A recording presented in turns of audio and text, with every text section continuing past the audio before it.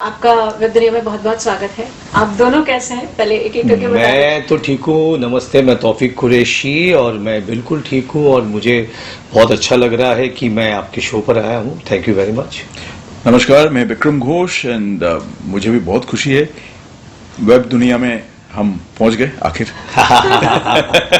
अच्छा, अभी जो आप एक नई सौगात लेकर आ रहे हैं, एक तो मुझे बताइए कहाँ से इसकी शुरुआत हुई, कहाँ से मतलब जन्म कहाँ से हुआ, फिर कैसे इसको लालन पालन करके अब लोगों के लिए समर्पित किया है आपने?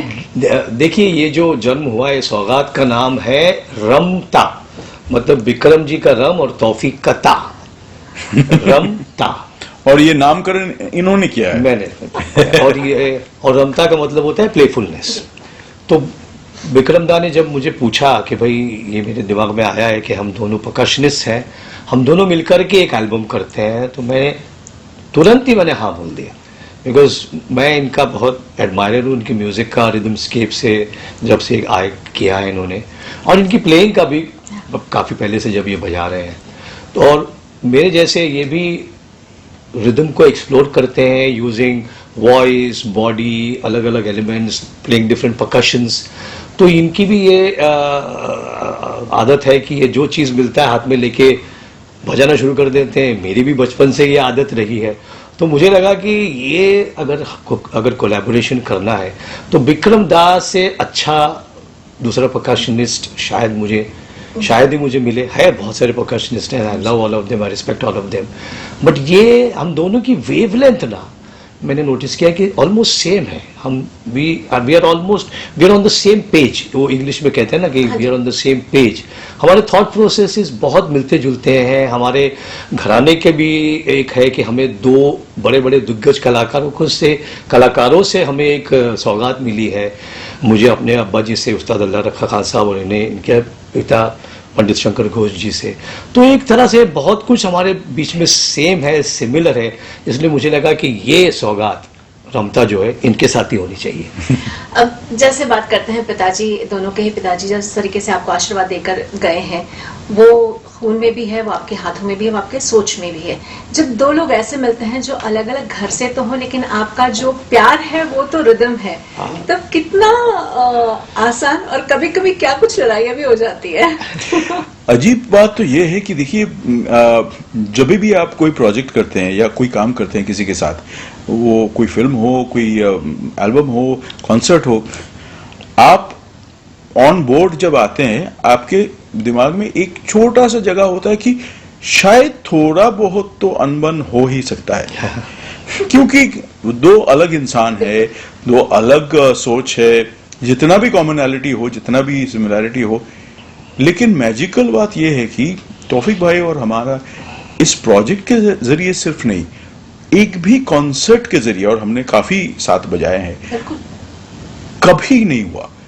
मतलब वो जो कह रहे हैं ना, सेम पेज, ये इतना सच बात है कि मुझे लगता है कि इसका कारण ये है कि हम दोनों को रिदम से अपने आप से ज्यादा प्यार है। क्या बात है, वाह। तो अच्छा, जब कुछ ये बजा रहे हैं तो मुझे ये नहीं लगता है कि अभी मुझे ऐसा कुछ बजा देना है कि इनको सुपरसीड करना है।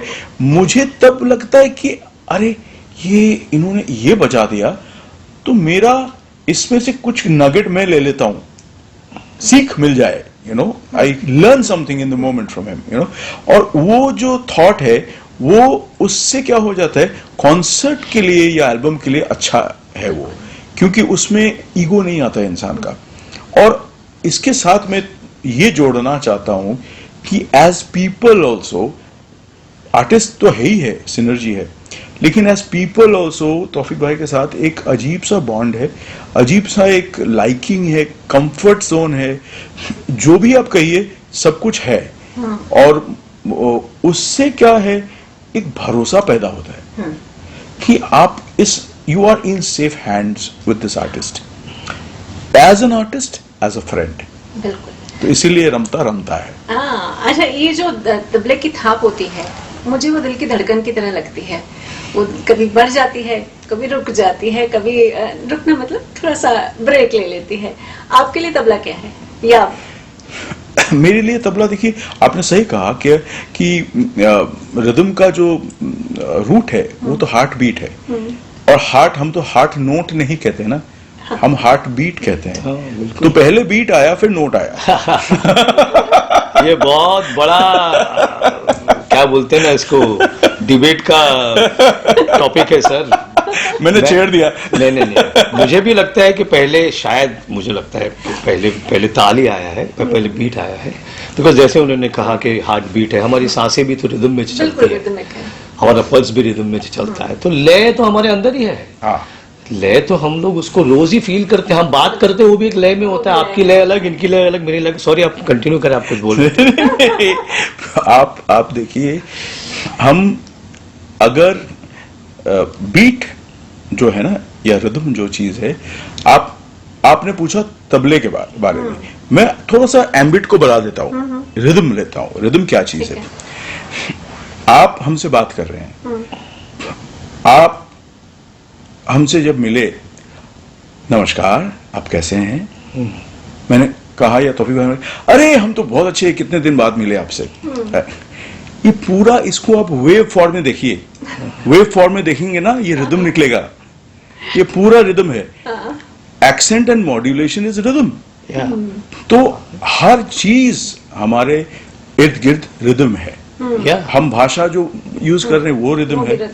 आप, दिन क्या है, एक दिन 24 घंटे की एक ताल है, 7 वीक्स अ डे एक ताल है, करते करते आप जाइए 365 डेज अ ईयर एक ताल है, वो सब ताल। और हेलिस कॉमेट भी 75 ईयर्स में वापस आता है, वो भी ताल में बंधे हुए हैं। बिल्कुल, तो हर चीज लय में है।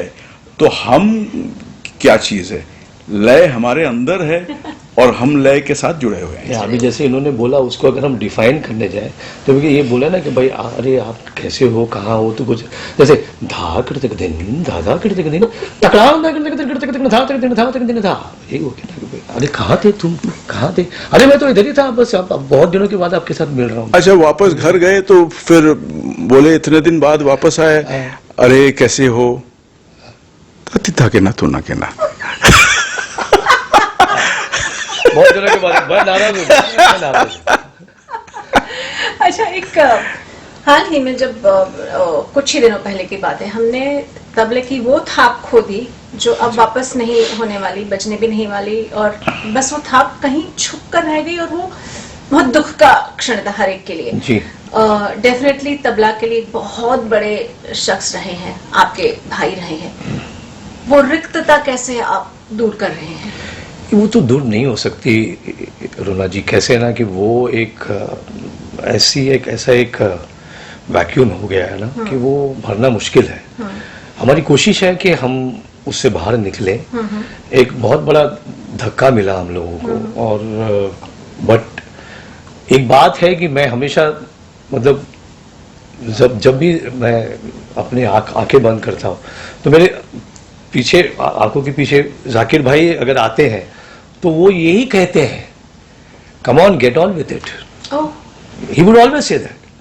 ही वुड नेवर लाइक टू, उनको कभी नहीं था कि हम एक टॉपिक के पीछे बहुत ज्यादा रुके या वक्त उसको दीजिए आपको जितना देना है, लेकिन एक वक्त है कि अब आपको आगे बढ़ना है। तो उनका एक फ्रेज था, come on, know get on with it, हमेशा हमेशा। तो मैं वही सोच से मैं आगे बढ़ा हूं, और एक तरह से रमता एक ऐसे वक्त में मेरी जिंदगी में आया है कि जो मुझे आगे ढकेल रहा है। और मुझे लगता है वो एक तरह से जाकिर भाई का ही आशीर्वाद है कि ये हम उस दौरान आया है कि जब इतना बड़ा एक हादसा हो गया है, तो वो शायद हम दोनों के लिए वो ऐसा आए हैं बीच में कि तुम लोग ना अभी इसमें से निकलो और आगे बढ़ो, गेट ऑन विथ इट। मुझे ऐसा लगता है दादा। नहीं देखिए, हाँ बताइए। नहीं, प्लीज कंटिन्यू। ये देखिए, एक कोलोसस थे,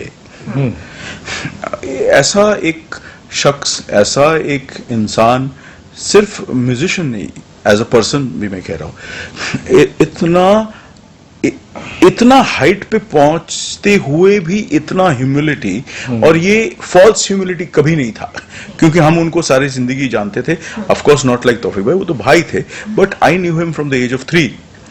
तो मेरा 3 साल की उम्र में मुझे बेबी सिट करते थे बचपन में अमेरिका में, तो आई न्यू हिम ऑल एंड मुझे इतना, मैं उनको एडमायर इतना करता था।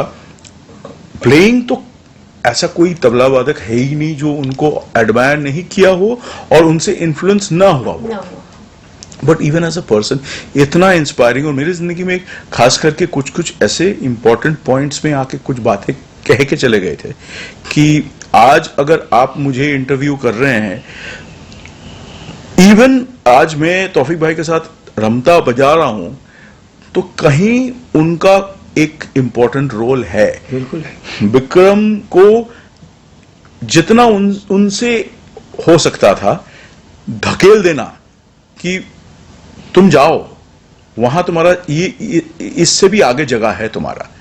तो ये जो इंसान थे, ये जो ह्यूज आर्टिस्ट थे, we can never stop missing him, we can never stop, we will never stop being influenced by him also, और उसीलिए वो जिंदा रहेंगे हमारे लिए। देखिए रुना जी, वो है, हम सब में है, हाँ? इनमें है, मुझ में है। तबला प्लेयर जिसको भी पकड़ लीजिए उसमें जाकिर हुसैन दिखते हैं आपको, और दिखते रहेंगे। वो अपने तबले के जरिए, अपने संगीत के जरिए हमेशा हमेशा। इंटरेस्टिंग बात यह है कि जब आप भी इंटरव्यू खत्म हो गया, आप चले जाएंगे, हम लोग उन्हीं की बात करते रहेंगे।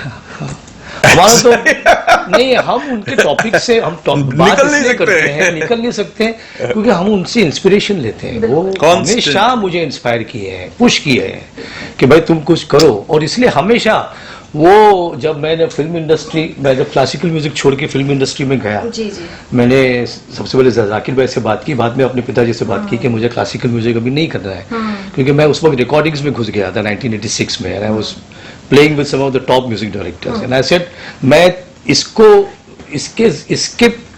मतलब इस साज के क्या जो डिमांड है, नहीं, I don't want to be dishonest to this साज।